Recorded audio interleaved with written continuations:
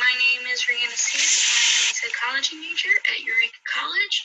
This semester I had the chance to take research methods with Dr. Swan, where I conducted the following research study. Visual persuasion, advertisements in all red versus black and white. Advertising is the most common way to let consumers know about the product a company is selling. Factors such as words, phrasing, and style influence consumers' buying intentions. Theorists and researchers have conducted many different studies that investigate the effects of color, leading color theorists to believe color might also be influencing consumers. Shen investigated color combination and message framing of vaccine advertisements to determine if they influenced consumers to get or not to get vaccinated. In his study in 2011, use of message framing and color in vaccine information to increase willingness to be vaccinated. In his study, participants were asked to fill out a questionnaire about their willingness to be vaccinated after being shown one of the advertisement combinations. His study concluded that there was a significant interaction between the different color and message framing combinations, and that loss framed white text on a red background was the most persuasive. In a more recent study, Theben, Gerards, and Folkvord conducted a similar study comparing packaging color and health claims to a consumer's attitude and buying intention of a product. In their study, they created a fake product and presented a different variation of colors and health claims to 4 groups of participants. Theben and his colleagues concluded that there was no significant difference in product attitude and buying intention of participants in each group. Both studies used a questionnaire survey design that rated their measures on a 7-point Likert scale, yet their studies had 2 different outcomes. Noticing this difference in my initial research, I decided to use a similar design in my study, where I investigated and tried to answer the following question. Do advertisements presented in black and white and advertisements presented in only shades of red influence a customer's buying intention? My prediction for the study was the following. Digital advertisements presented in shades of black and white influence consumers less than digital advertisements presented in shades of red. To begin, I will explain the design and materials I used, the procedure I took in creating my materials, and the procedure participants took in participating. Then I will explain describe the participants, state my results, and then lastly, talk about my thoughts on how well the study was conducted.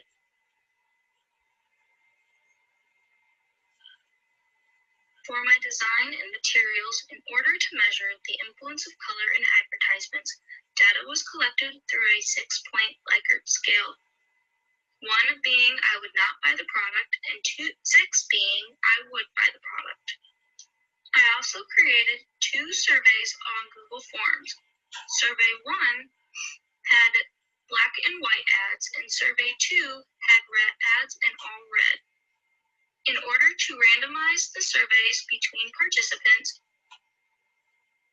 I used a website where I linked the 2 survey links together and create a redirect link where it would randomly select which participant would get which survey.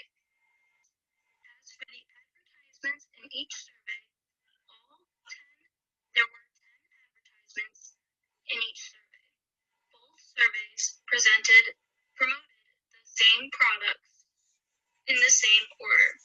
The only difference was the presentation of the advertisements between the 2 surveys. The 10 advertisements in each survey were presented presented as follows: Chiquita Banana, Nutella, Pepsi, Fairlife Milk, Beans, Baked Beans, Sally Hansen Gel Nail Polish, Charmin Toilet Paper, Crayola Crayons, Skittles, and Aveeno Lotion.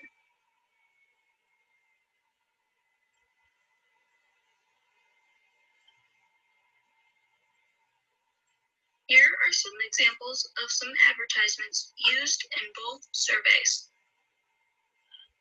The top left is an advertisement of Crayola in black and white and was question number 8 in survey 1. The top right ad is Pepsi in black and white and was question number 3 in survey 1.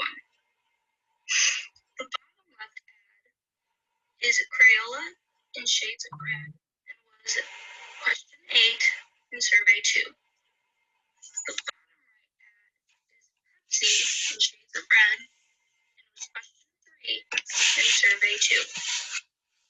All of the photos for the advertisement presentations were edited by me through a app on my phone.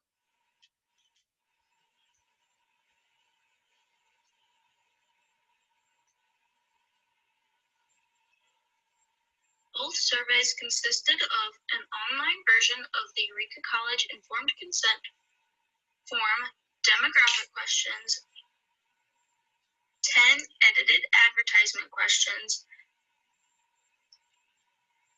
and a link was presented at the end for the drawing. The survey took participants about 10 minutes to complete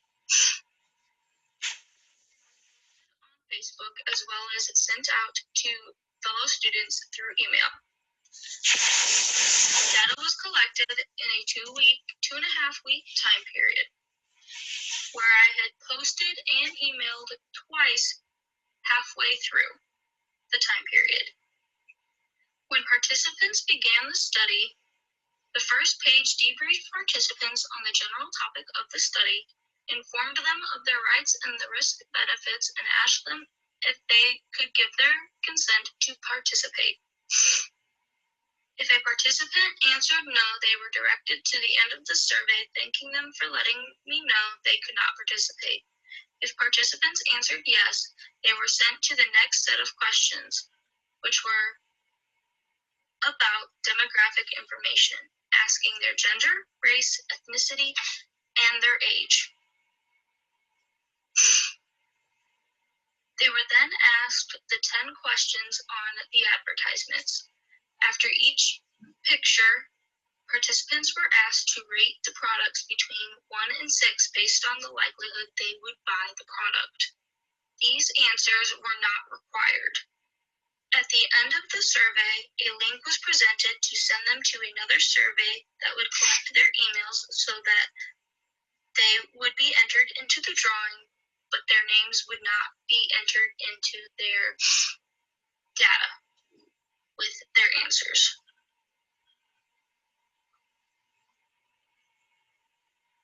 As for participants, I collected a convenient sample of 50 volunteers recruited from Facebook and Eureka College. Of the 50 volunteers, 37 were female, 12 were male, and 1 was labeled other. The participants aged between 18 and 74 years old, with an average age of 37 years old and a standard deviation of 17. All of the participants labeled themselves as white, but 2 participants said they had Hispanic or Latino origin.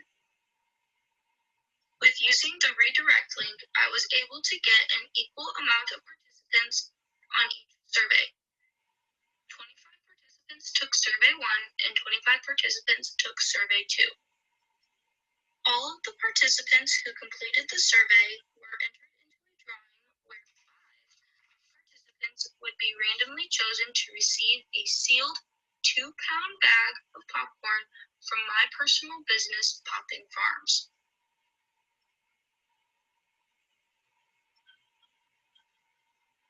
As I said previously, the overall responses to the two surveys were equal in number of participants. Data from two participants in the black and white advertisement group had to be eliminated because they had not answered the question of their age, so I could not determine that they were older than 18. This left me with 25 participants in each survey.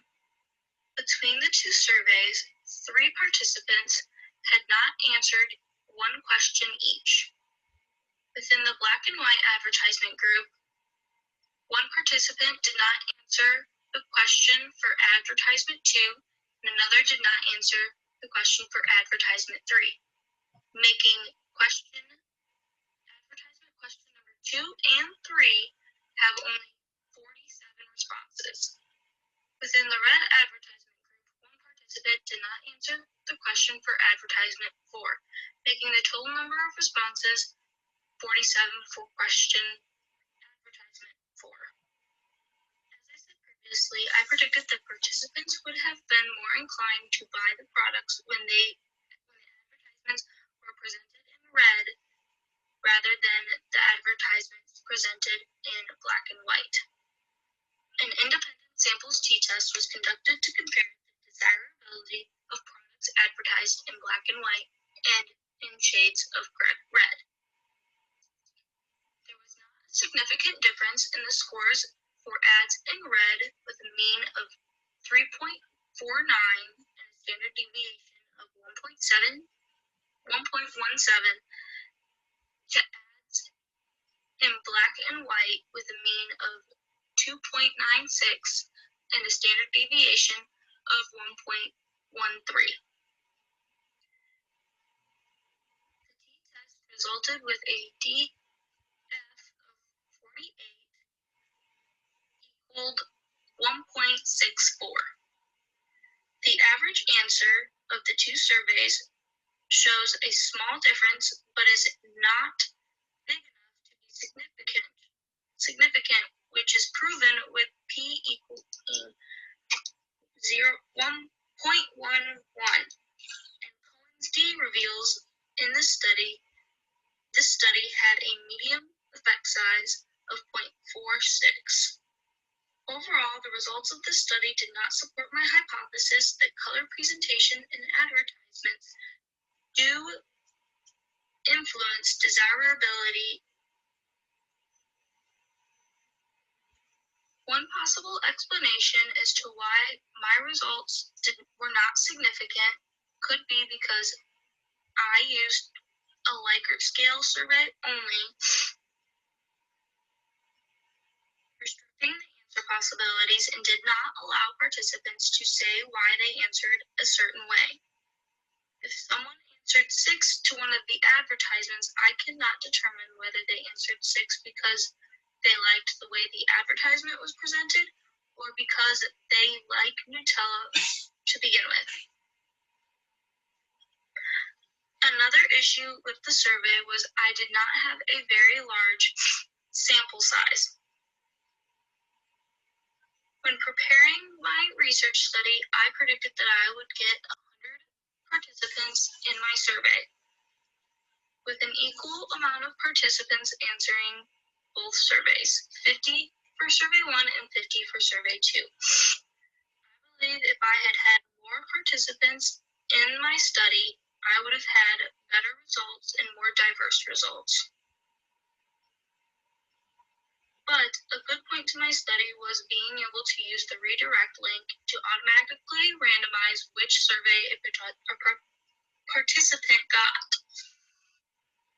The purpose of this research study was to investigate the influence of color in digital advertisements has on consumers' buying intention. I predicted that digital advertisements presented in shades of black and white influence consumers less than digital advertisements presented in shades of red.